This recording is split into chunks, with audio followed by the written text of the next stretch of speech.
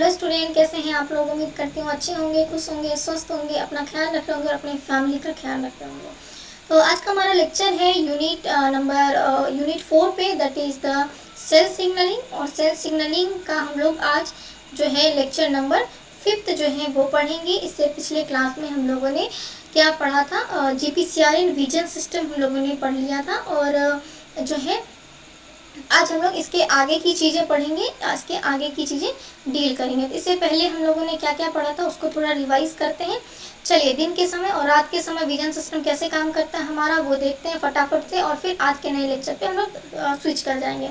Rhodopsin 11 में जो 11 से रेटिनल जो क्रोमोफोर होता है, दिन के समय में ये जब लाइट पड़ती है तो 11 ट्रांस रेटिनल फॉर्म में कन्वर्ट हो जाता है। जब ये एक्टिवेट हो जाता है ट्रांस फॉर्म में कन्वर्ट होता है, सिस ट्रांस में कन्वर्ट होता है तो ट्रांसड्यूसिन को एक्टिव कर देता है। ट्रांसड्यूसिन जब एक्टिव होता है तो वो CGMP फॉस्फोडाइस्टरेज को एक्टिवेट कर देता है। जब CGMP फॉस्फोडाइस्टरेज एक्टिवेट होता है तो हाइपरपोलराइजेशन होता है। हाइपरपोलराइजेशन होने के कारण सोडियम चैनल जो है वो क्लोज हो जाता है, जिसके कारण क्या होता है कि सिनेप्टिक ट्रांसमीटर का जो रिलीज है जो होता है वो डिक्रीज हो जाता है, कम हो जाता है।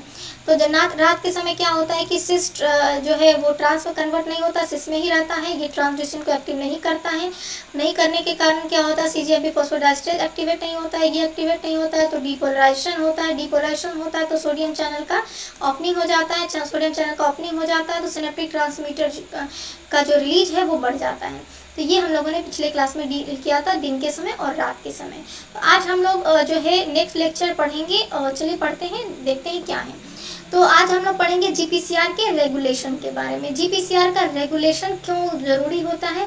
तो जो ये GPCR है वो एक्सेस एक्टिवेशन को भी प्रिवेंट करता है, यानी कि ज़्यादा वो एक्टिवेट हो जाए और लगातार जो है वो रिस्पॉन्स करने लगे तो उसके रिस्पॉन्स को जो लगातार रिस्पॉन्स कर रहा है उसको इनहिबिट करने का काम करता है। वो कैसे करता है, मतलब रोकने का काम करता है। तो वो कैसे काम करता है, तो कुछ प्रोसेस होते हैं जिसके जरिए होता है, जैसे कि desensitization, internalization and RGS। Desensitization में जो है GRK प्रोटीन, ठीक है, एंड एरेस्टिन प्रोटीन जो है ये पार्टिसिपेट करता है, ठीक है।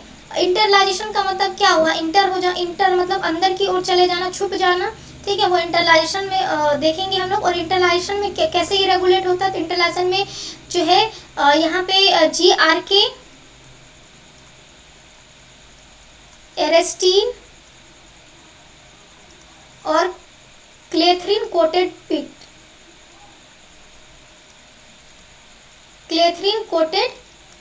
पिट काम करता है, ठीक है।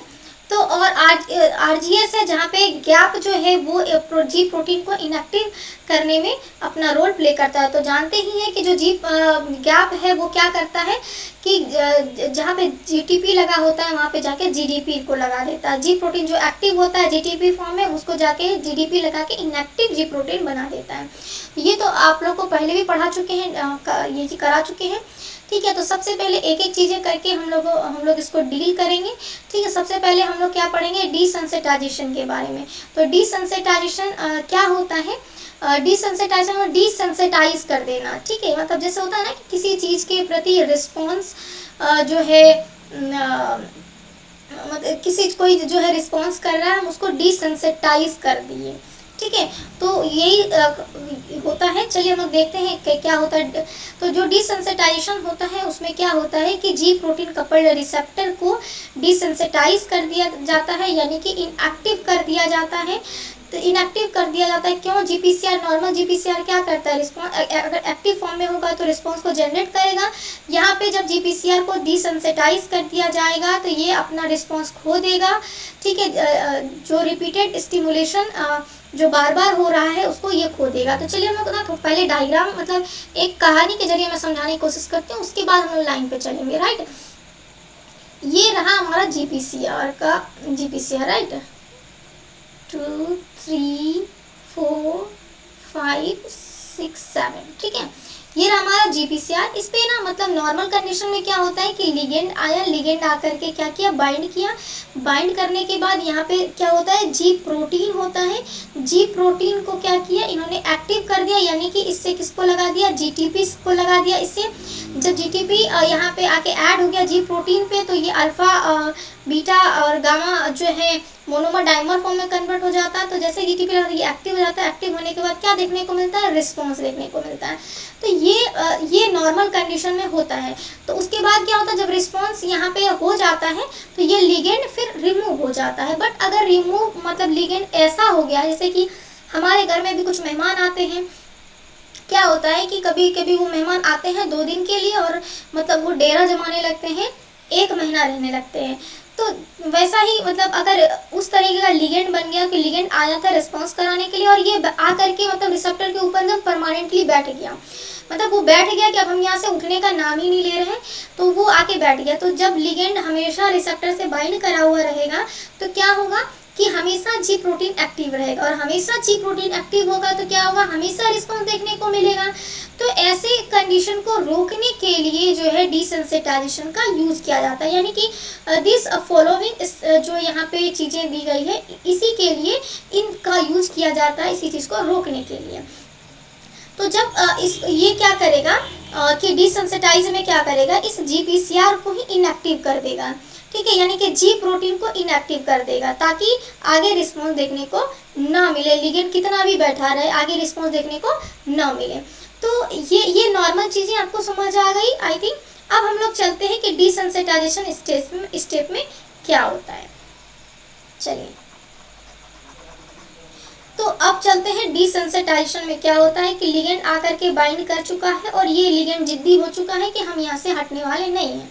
जब हम हटने वाले नहीं हैं तो बेटा रुक, तुझे बताता हूँ कि मैं क्या कर सकता हूँ फिर तेरे साथ। तो जो है ये क्या करेगा कि यहाँ पे जो ये एन टर्मिनस होता है, राइट, ये होता है सी टर्मिनस, यानी कि यहाँ पे ना COOH टर्मिनस होता है ये, ठीक है। तो COOH टर्मिनस पे यहाँ पे सीरीन थ्रियोनिन होता है। अब COOH टर्मिनस किसको कहते हैं, एन टर्मिनस किसको कहता है, समझ आ गया। तो मैं COOH टर्मिनस को यहाँ से रिमूव कर देती हूँ ताकि मैं और भी चीज़ें यहाँ रिप्रेजेंट कर सकूँ जो इम्पोर्टेंट चीज़ें हैं, ठीक है। चलिए, तो क्या हुआ कि यहाँ पे सीरीन और थ्रियोनिन होता है, ठीक है, थ्रियोनिन है। तो जब ऐसा कंडीशन होगा कि लिगेंड का कंसंट्रेशन यहाँ पे बहुत ज़्यादा हो गया है और ये लिगेंड इस पे बार बार बाइंड करता ही जा रहा है, बाइंड करता जा रहा है, रिस्पॉन्स शो होता जा रहा है, तो ऐसे कंडीशन में यहाँ पे जो प्रोटीन एक्टिव होगा वो प्रोटीन कौन सा एक्टिव होगा, GRK प्रोटीन। कौन सा प्रोटीन एक्टिव होगा, GRK प्रोटीन। कौन सा बताइए, GRK प्रोटीन। जब GRK प्रोटीन एक्टिव होगा तो GRK क्या है, जी प्रोटीन कपल्ड रिसेप्टर काइनेज है, यानी काइनेज है, क्या करेगा, फॉस्फेट को ऐड करेगा। तो GRK सीरीन और थ्रियोनिन के ऊपर क्या करेगा, फॉस्फेट को ऐड करा देगा, फॉस्फेट को क्या करा देगा, ऐड करा देगा, राइट, सीरीन और थ्रियोनिन के ऊपर फॉस्फेट को ऐड करा देगा। तो जब सीरीन और थ्रियोनिन के ऊपर फॉस्फेट को ऐड करा देगा, इसके बाद यहाँ पे जो स्पेस था वो जी प्रोटीन के लिए स्पेस था, तो जी प्रोटीन आकर के बाइंड करता था। तो जैसे ही यहाँ पे GRK सीरीन थ्रियोनिन रेसिड्यू पे आपको फॉस्फोरिलेट कर देगा, यानी फॉस्फेट को ऐड कर देगा, तो क्या देखने को मिलेगा कि एरेस्टिन जो है, एरेस्टिन नाम का प्रोटीन जो है वो एक्टिव हो जाएगा। तो एरेस्टिन नाम का जब प्रोटीन एक्टिव हो जाएगा तो क्या होगा, देखते हैं क्या होगा, है ना, कर्सर कहाँ भाग गया, हाँ। तो जब एरेस्टिन नाम का प्रोटीन एक्टिव हो जाएगा तो यहाँ पे क्या करेगा, एरेस्टिन नाम का प्रोटीन आकर के क्या करेगा, बाइंड कर जाएगा, ठीक है, एरेस्टिन आके बाइंड कर जाएगा। तो अब यहाँ स्पेस बचा नहीं है, यानी कि जहाँ पे जी प्रोटीन का स्पेस था उस स्पेस को पूरी तरीके से ऑक्यूपाई कर लिया गया, भर लिया गया। तो अब जी प्रोटीन के लिए जगह खाली नहीं है, तो यहाँ पे जो GPCR है और एरेस्टिन है उसका कॉम्प्लेक्स बन गया, ठीक है। कॉम्प्लेक्स बनने के कारण अब यहाँ स्पेस नहीं बचा जी प्रोटीन के लिए। अब जी प्रोटीन यहाँ आके बाइंड नहीं कर सकता, और जी प्रोटीन आके यहाँ बाइंड नहीं कर सकता तो जी प्रोटीन एक्टिव नहीं हो सकता, जी प्रोटीन एक्टिव नहीं हो सकता तो वो रिस्पॉन्स नहीं कर सकता है। तो यहाँ पे कैसे डिसेंसिटाइजेशन किया गया, आपको बात समझ में आ गई, ठीक है। कैसे करा गया, GRK जब लिगेंड का कंसंट्रेशन आउटर सेल सरफेस पे ज़्यादा हो गया तो क्या हुआ कि बार बार वो रिसेप्टर से बाइंड करने लगा, बार बार रिस्पॉन्स शो करने लगा, तो GRK एक्टिव हो गया। GRK एक्टिव हो गया और काइनेज एक्टिविटी होने के कारण, काइनेचर होने के कारण ये सीरीन थ्रेओनीन रेसिड्यू पे C टर्मिनस पे क्या किया, फॉस्फेट को ऐड करा दिया। फॉस्फेट को जैसे ही सीरीन थ्रेओनीन रेसिड्यू पे ऐड कराया, एरेस्टिन नाम का प्रोटीन एक्टिव हो करके ये G प्रोटीन की जगह पे आकर के बाइंड कर गया। G प्रोटीन की जगह पे बाइंड करने के बाद G प्रोटीन के लिए जगह खाली नहीं बचा और G प्रोटीन यहाँ के बाइंड नहीं करेगा तो एक्टिव नहीं होगा, रिस्पॉन्स देखने को नहीं मिलेगा। तो इस तरीके से यहाँ पे GPCR एंड एरेस्टिन का कॉम्प्लेक्स बन गया और इस तरीके से ये कॉम्प्लेक्स क्या करेगा, डिसेंसिटाइजेशन कर देता है, जिसके कारण रिस्पॉन्स देखने को नहीं मिलता है। इट मीन्स कि नो रिस्पॉन्स इज सीन। समझ आ गया बच्चा लोग? तो ये इस तरीके से रिस्पॉन्स देखने को नहीं मिलता है। इस तरीके से डिसेंसिटाइजेशन काम करता है।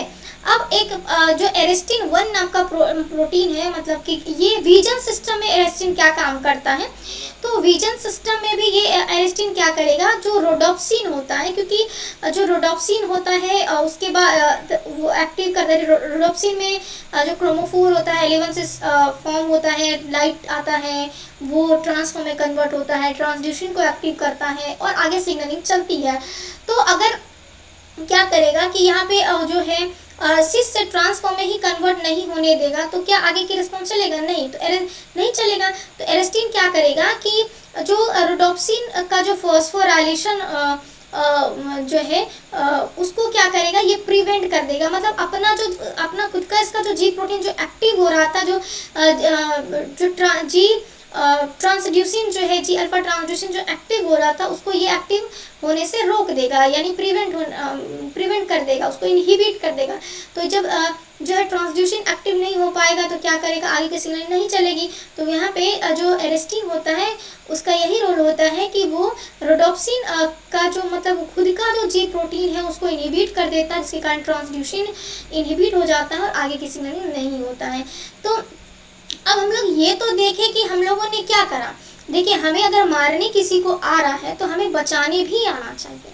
यदि हम किसी को मारना चाहते हैं तो हमको सबसे पहले ये सोचना चाहिए कि हम उसको बचाएंगे कैसे, ठीक है। तो क्या कहते हैं, मारने वाले से बचाने वाला बड़ा होता है। तो बचाने के बाद पहले आना चाहिए दिमाग में, क्योंकि हमने क्या किया, डिसेंसिटाइज कर दिया है। तो अब इसको तो हमने क्या कर दिया है, बंद कर दिया, हमने आगे की सिग्नलिंग को बंद कर दिया। तो हमको इसको बचाना है, यानी कि क्या करेंगे, हम इसको सिग्नलिंग के वापस से हमें लाना है। यानी कि हम चाहते हैं कि ये जो है वापस से GPCR नॉर्मल काम करें, लिगेंड आए, बाइंड करे, G प्रोटीन एक्टिव हो एंड आगे की रिस्पॉन्स देखने को मिले। तो अब हम यहाँ पे इतनी सारे झमेली वाली चीज़ें हो गई हैं, एरेस्टिन कॉम्प्लेक्स, GPCR एरेस्टिन कॉम्प्लेक्स बन चुका है। तो हम इसको कैसे हटाएंगे, तो यहाँ पे एक एंजाइम होता है। कौन सा एंजाइम होता है, फॉस्फेटाज एंजाइम होता है। क्या, कौन सा एंजाइम होता है, फॉस्फेटेज एंजाइम।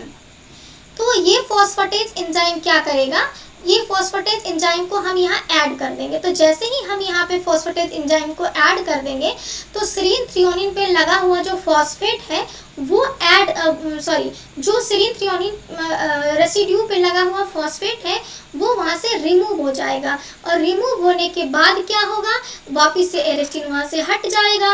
एरेस्टिन हट जाएगा तो एरेस्टिन कब आया था, जब फॉस्फोरिलेट हुआ था सेरीन थ्रेओनीन रेसिड्यू, ठीक है। लेकिन जब सेरीन थ्रेओनीन रेसिड्यू फॉस्फोरिलेट ही नहीं रहेगा, फॉस्फेट ऐड ही नहीं होगा, वहाँ पे रहेगा, फॉस्फेटेज आकर के फॉस्फेट को रिमूव कर देगा, तो एरेस्टिन भी वहाँ से हट जाएगा। अब एरेस्टिन हट गया तो वहाँ पे स्पेस खाली हो गया G प्रोटीन के लिए।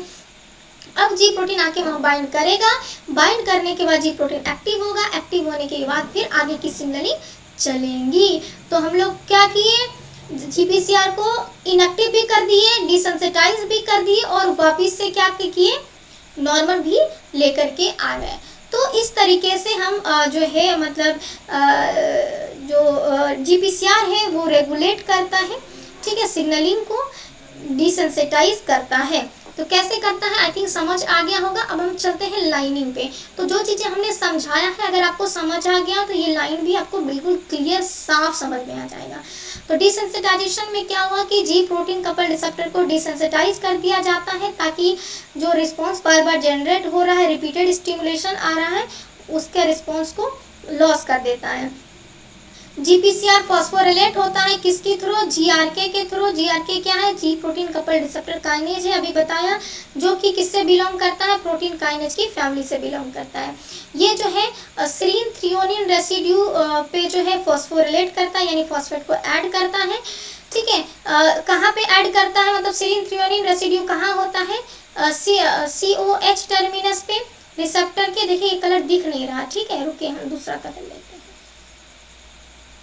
ठीक है, तो जो है COH टर्मिनस पे रिसेप्टर की रिसेप्टर का जो COH टर्मिनस है, यानी कि कौन सा? ये N टर्मिनस हो गया और ये C टर्मिनस होता है।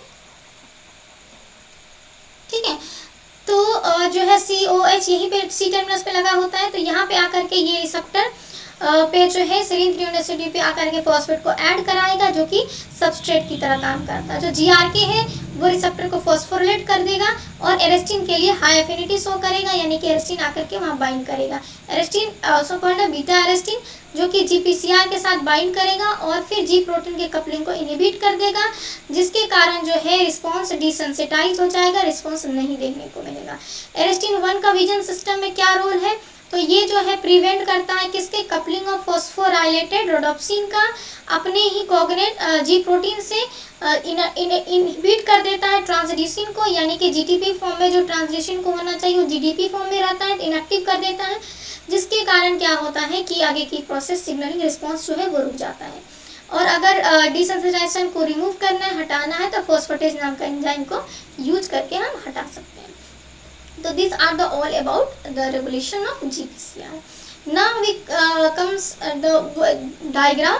ठीक है, कैसे? ये देखिए लिगेंड है, लिगेंड को एगोनिस्ट के नाम से भी जाना जाता है। ये देखिए जब लिगेंड आके बाइंड नहीं किया है जीपीसीआर से तो ये ट्राइमर फॉर्म में प्रेजेंट है, राइट, हेट्रोट्राइमर फॉर्म में ये प्रेजेंट है। जब नॉर्मल फंक्शन अगर करे बात तो जो लिगेंड है वो आके जीपीसीआर से बाइंड किया और बाइंड करने के बाद जी प्रोटीन एक्टिव हुआ, एक्टिव होने के बाद मोनोमर डाइमर फॉर्म में कन्वर्ट हुआ और ये फिर सिग्नलिंग कैस्केड चलाया, आगे रिस्पॉन्स देखने को मिला। अब जब नॉर्मल फंक्शन हो गया लेकिन जो लिगेंड का कंसंट्रेशन ज़्यादा हो गया जब सेल के आउटर सरफेस पे, तो क्या होगा? लिगेंड बार बार आकर के बाइंड करेगा और बार बार रिस्पॉन्स देखने को मिलेगा।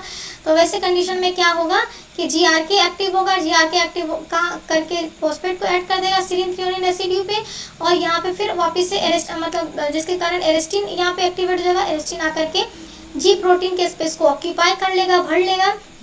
जी प्रोटीन के लिए जगह खाली नहीं रहेगा। जी प्रोटीन के लिए जब जगह खाली नहीं रहेगा तो जी प्रोटीन एक्टिव नहीं होगा और एक्टिव नहीं होगा तो फिर आगे की प्रोसेस देखने को नहीं मिलेगा। तो इस तरीके से डिसेंसिटाइजेशन होता है, नॉर्मल प्रोसेस होता है and all the process which are represented here. Now comes at the next topic, that is the internalization. Internalization में क्या होता है कि इंटरलाइजेशन मतलब इंटर्ड हो जाना, मतलब कि अंदर की ओर चले जाना। जो रिसेप्टर होता है, जो जीपीसीआर का रिसेप्टर होगा वो क्या करेगा? वो अंदर की ओर आ जाएगा, यानी कि एक तरह से आप बोलिए तो छुप जाना। ठीक है, मतलब छुप जाएगा सेल के अंदर। तो ये इंटरलाइजेशन में चलिए देखते हैं क्या क्या होता है कि जो रिसेप्टर होता है वो सेल सरफेस से रिमूव हो जाता है, रिमूव हो जाता है और लिगेंड का कंसंट्रेशन जब ज़्यादा होता है तब ऐसा होता है, यानी ये कब छुपेगा? जब लिगेंड का कंसंट्रेशन ज़्यादा हो जाएगा। तो यहाँ पे क्या होता है कि जीपीसीआर एरेस्टिन का जो है कॉम्प्लेक्स बनता है, यहाँ पे भी जीआरके एरेस्टिन कॉम्प्लेक्स के साथ साथ क्या काम करेगा? क्लेथिन कोटेड पिट काम करता है, राइट। तो जीपीसीआर इंटरलाइजेशन जो है वो आइदर दो तरीके से हो सकता है, या तो ये छुप जाए फिर वापस से रीअपियर हो जाए सेल सरफेस पे, यानी कि रिसाइकल हो जाए एक्सोसाइटोसिस के फॉर्म में, या फिर ये सेल के अंदर जा करके लाइसोसोम से वो डिग्रेड कर जाए और डाउन रेगुलेशन में पार्टिसिपेट करें। उसको चार्ज में लगा दो, चार्ज खत्म हो गया है।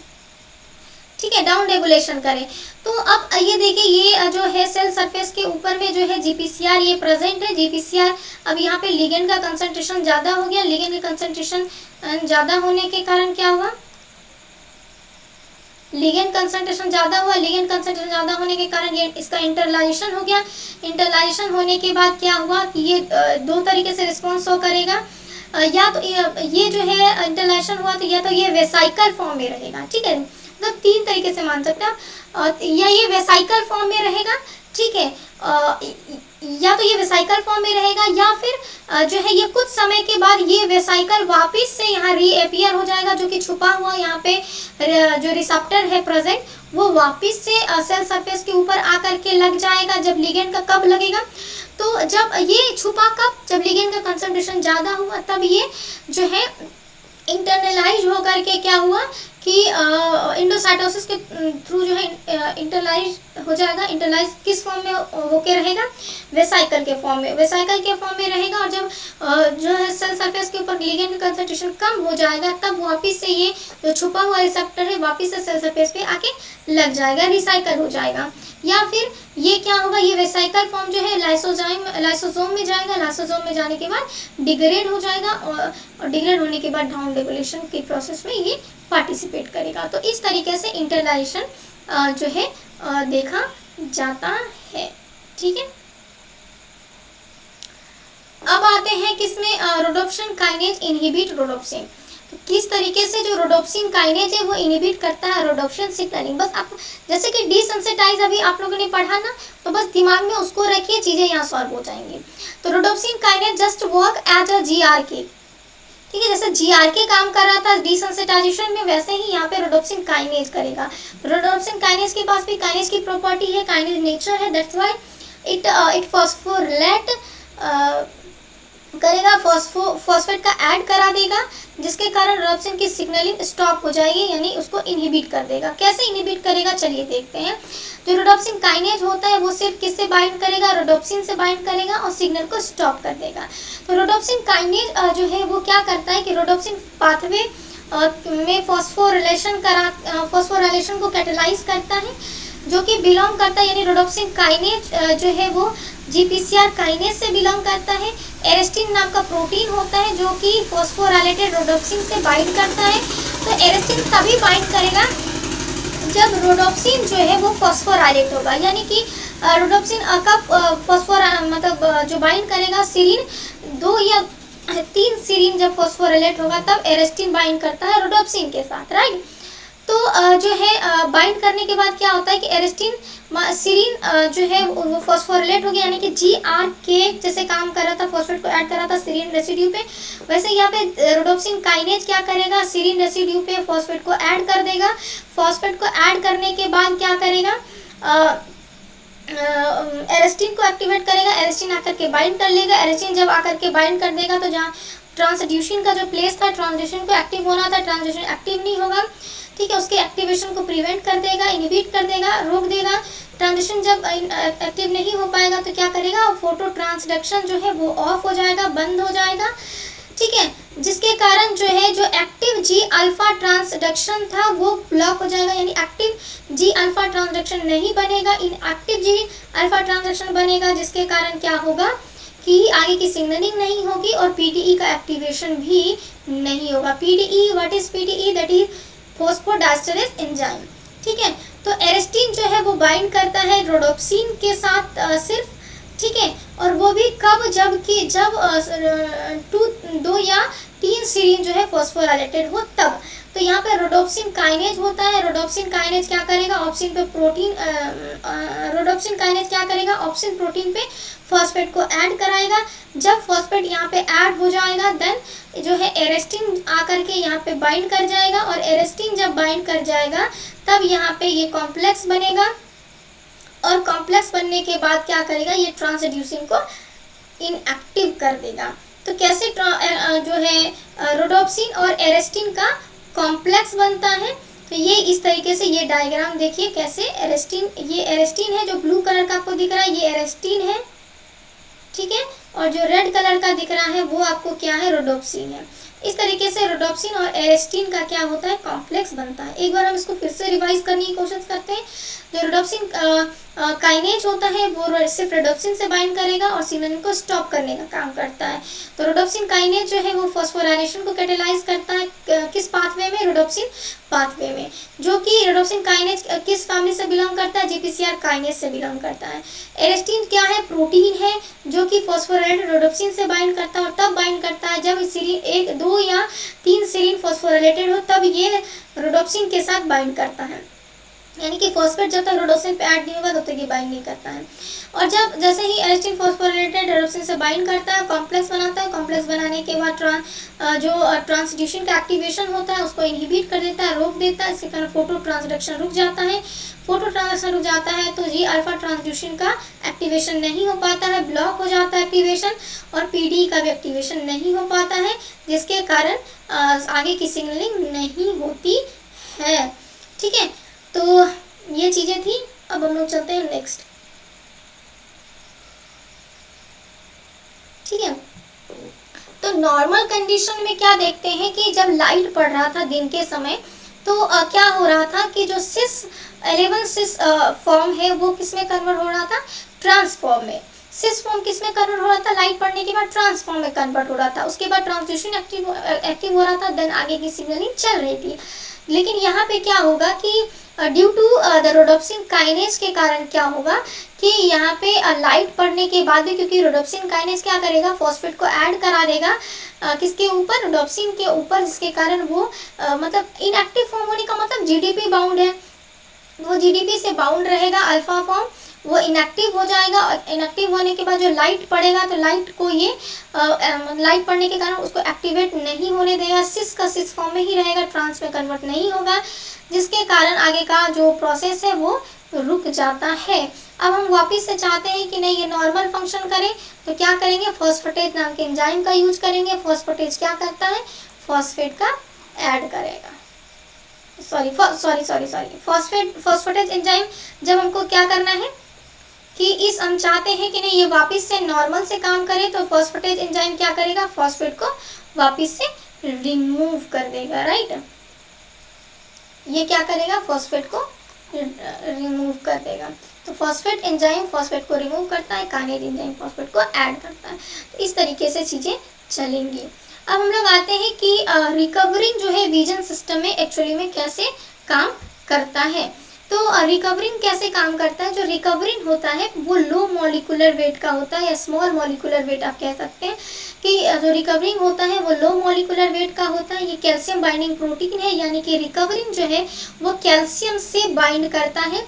और ये जो है GRK1 प्रोटीन से बाइंड करेगा। बाइंड करने के बाद रोडोप्सिन को क्या करता है, फॉस्फोरिलेट कर देता है।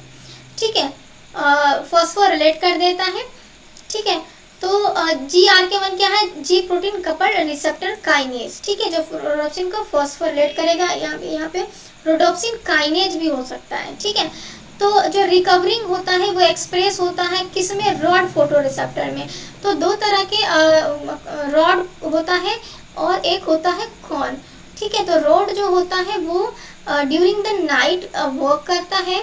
ठीक है, और जो कोन होता है वो ड्यूरिंग द डे वर्क करता है। ठीक है, तो रात के समय रॉड काम करता है और दिन के समय कोन। तो कैसे करता है देखिए, रिकवरिंग का यहाँ पे मेनली फंक्शन करें तो रिकवरिंग जो है वो रॉड फोटो रिसेप्टर में एक्टिवेट होता है, एक्सप्रेस होता है।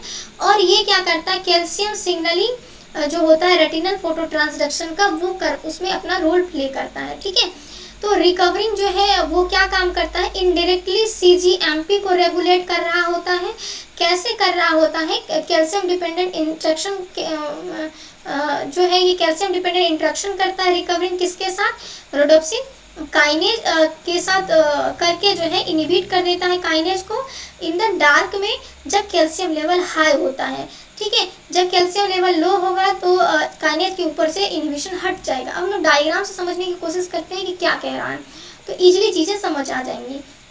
ठीक है, तो ये है जो है हाई कैल्शियम आयन। तो जब हाई कैल्शियम आयन है यानी कि ये बात जो की जा रही है वो की जा रही है डार्क कंडीशन की बात की जा रही है, यानी कि ड्यूरिंग नाइट। ठीक है। तो रात के समय क्या होता है कि कैल्शियम का लेवल जो होगा वो हाई होगा। तो जब रात के समय कैल्शियम का लेवल हाई होगा तो रिकवरिंग क्या है, कैल्शियम बाइंडिंग प्रोटीन है, तो कैल्शियम ज्यादा होगा तो क्या होगा, रिकवरिंग इससे आके बाइंड करेगा। तो ये तो जीपीसीआर है, समझ ही गए होंगे इतने दिन में। ये यहाँ पे जो आपको दिख रहा है ये है रिकवरिंग। रिकवरिंग ये वाला जो है ये रिकवरिंग बाइंडिंग साइट है ये, ठीक है। यहाँ पे ये कैल्शियम है, कैल्शियम के साथ रिकवरिंग जो है बाइंड करा, ठीक है। बाइंड करने के बाद ये क्या करेगा, काइनेज को इनहिबिट कर देगा। यानी कि रिकवरिंग रात के समय कैल्शियम आयन ज़्यादा होने के कारण रिकवरिंग कैल्शियम आयन से बाइंड करेगा, बाइंड करने के बाद काइनेज को इनहिबिट कर देगा, ठीक है। जिसके कारण जो ये काइनेज है, रोडोप्सिन काइनेज जो है, ये फॉस्फोरिलेट नहीं कर पाएगा रोडोप्सिन को और उसको इनएक्टिव नहीं कर पाएगा, ठीक है। लेकिन जब लाइट प्रेजेंट होता है, जैसे ही लाइट प्रेजेंट होता है कैल्शियम का जो लेवल है वो लो हो जाता है। एंड जब कैल्शियम का लेवल लो हो जाएगा तो क्या करेगा, रिकवरिंग जो है कैल्शियम के साथ बाइंड नहीं करता है, कैल्शियम फ्री फॉर्म में प्रेजेंट रहेगा, ठीक है। और यहाँ पे कैल्शियम जो काइनेज एंजाइम है, कौन सा काइनेज, रोडोप्सिन काइनेज एंजाइम है, उसका इनहिबिशन यहाँ से हट जाएगा। इनहिबिशन हटने के बाद क्या होगा, ये फॉस्फोरिलेट कर देगा किसको, रोडोप्सिन को, और जब रोडोप्सिन को फॉस्फोरिलेट कर देगा तो आगे जानते ही हैं क्या होगा, ठीक है। तो ये चीजें हो गया। यानी कि यदि हम बात करें ड्यूरिंग दी मतलब जब कैल्शियम आयन जो है मतलब ज्यादा होगा, ठीक है, तो ये रिकवरिंग के साथ बाइंड करेगा, रिकवरिंग के साथ बाइंड करेगा और ये क्या करेगा, इनहिबिट कर देगा किसको, किसको इनहिबिट कर देगा, रोडोप्सिन काइनेज को, ठीक है। किसको इनहिबिट करेगा, रोडोप्सिन काइनेज को। तो जब रिकवरिंग कैल्शियम आयन से बाइंड करेगा, यानी कैल्शियम आयन से कब बाइंड करेगा, जब कैल्शियम आयन ज्यादा होगा। कैल्शियम आयन ज्यादा कब होगा, डार्क में, ठीक है। तो जब कैल्शियम आयन ज्यादा होगा रिकवरिंग जो है इसके साथ बाइंड करेगा, बाइंड करने के बाद इनहिबिट कर देगा रोडोप्सिन काइनेज को, ठीक है। और डे के समय अगर बात करें कि डे के समय क्या होगा, दिख रहा है आपको, ठीक है। तो दिन के समय क्या होगा, दिन के समय जो कैल्शियम आयन का लेवल होगा वो कम होगा। कैल्शियम आयन का लेवल कम होने के कारण जो है रिकवरिंग कैल्शियम आयन से बाइंड नहीं करेगा, बाइंड नहीं करेगा तो इसके ऊपर से इनहिबिशन हट जाएगा। इनहिबिशन जब हट जाएगा तो जो रोडोप्सिन काइनेज है वो क्या होगा, फ्री हो जाएगा। रोडोप्सिन काइनेज फ्री हो जाएगा तो ये क्या करा देगा, ये फॉस्फेट को ऐड कराएगा किस पे, रोडोप्सिन पे, जिसके कारण हम लोग जो देखे डिसेंसिटाइजेशन का प्रोसेस किसमें, अभी जो रोडोप्सिन काइनेज का हम लोगों ने देखा कि रोडोप्सिन काइनेज किस तरीके से रोडोप्सिन पाथवे को जो है इनहिबिट करने का काम करता है। इस तरीके से जो रोडोप्सिन काइनेज फ्री हो जाएगा तो चीज़ें होंगी, ठीक है। तो बाकी यहाँ पे हम लोग मेनली बात कर रहे थे रिकवरिंग की। तो अगर डार्क कंडीशन होगा, कैल्शियम लेवल ज़्यादा होगा, कैल्शियम लेवल ज़्यादा होगा, रिकवरिंग के साथ बाइंड करेगा, बाइंड करके RH मतलब रोडोप्सिन काइनेज को इनहिबिट करेगा। अगर दिन का समय होगा, कैल्शियम आयन लो होगा, कैल्शियम आयन लो होगा तो रिकवरिंग से बाइंड नहीं करेगा, तो रोडोप्सिन काइनेज के ऊपर से इनहिबिशन हट जाएगा। सिंपल सा फंडा, चलिए ठीक है, यहाँ पे इनहिबिशन हट जाएगा।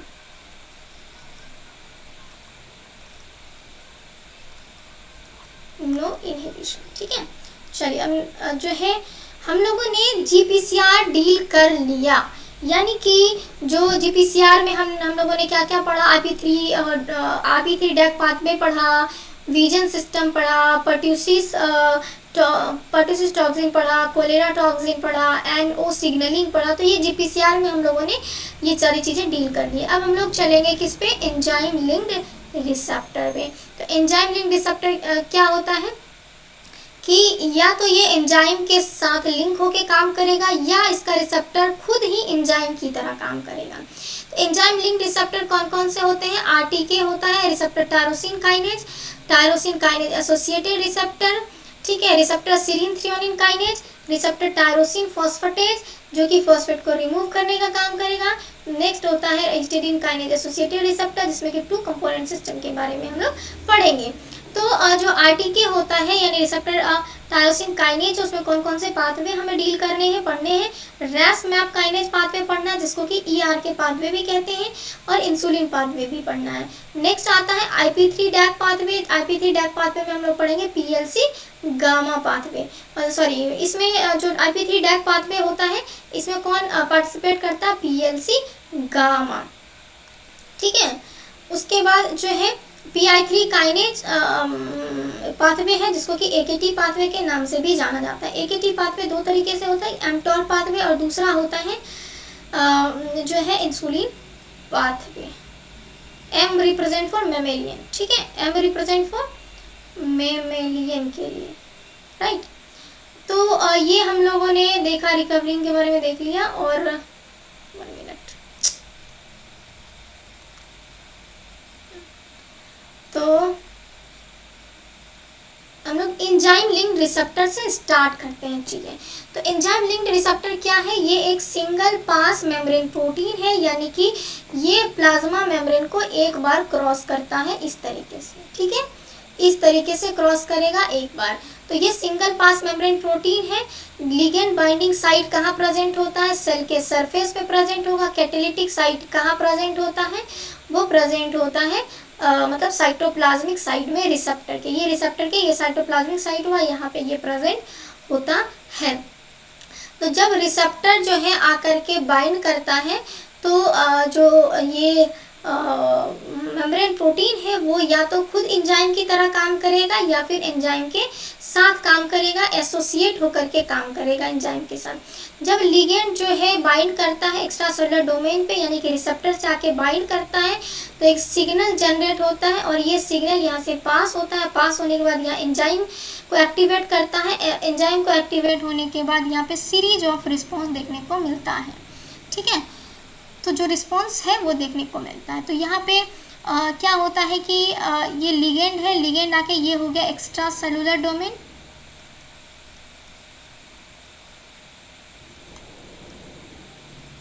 एक्स्ट्रा सेलुलर डोमेन, ये हो गया आपको लिगेंड। तो लिगेंड आया, बाइंड किया, बाइंड करने के बाद यहाँ सिग्नल जनरेट हुआ, सिग्नल जनरेट होने के बाद ये एंजाइम को एक्टिवेट किया, एंजाइम को फॉस्फोरिलेट करेगा, फॉस्फोरिलेट करने के बाद जो है मतलब एक्टिवेट करेगा, मान लीजिए एक्टिवेट करेगा, एक्टिवेट करने के बाद आगे की रिस्पॉन्स को देखने, आगे का रिस्पॉन्स जो है वो देखने को मिलेगा।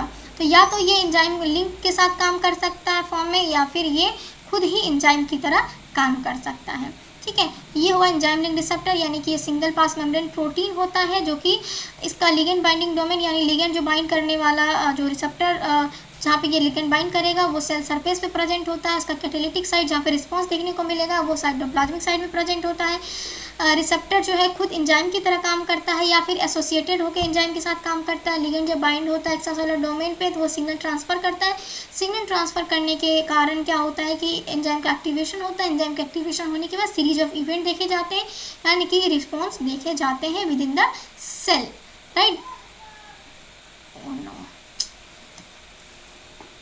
तो इस तरीके से जो है क्या होता है, रिस्पॉन्स देखे जाते हैं। तो नाउ जो है सब इससे एंजाइम लिंक रिसेप्टर हो गया। एंजाइम लिंक रिसेप्टर में सबसे पहला क्या है, आरटीके, राइट, आरटीके। तो हम लोग जो है आरटीके से नेक्स्ट क्लास में हम लोग पढ़ेंगे। आज यहीं तक रखते हैं, ठीक है। मिलते हैं नेक्स्ट लेक्चर में नेक्स्ट टॉपिक के साथ। चलिए अपना ख्याल रखिए, अपने फैमिली का ख्याल रखिए। शुभ रात्रि, good night, bye bye, take care.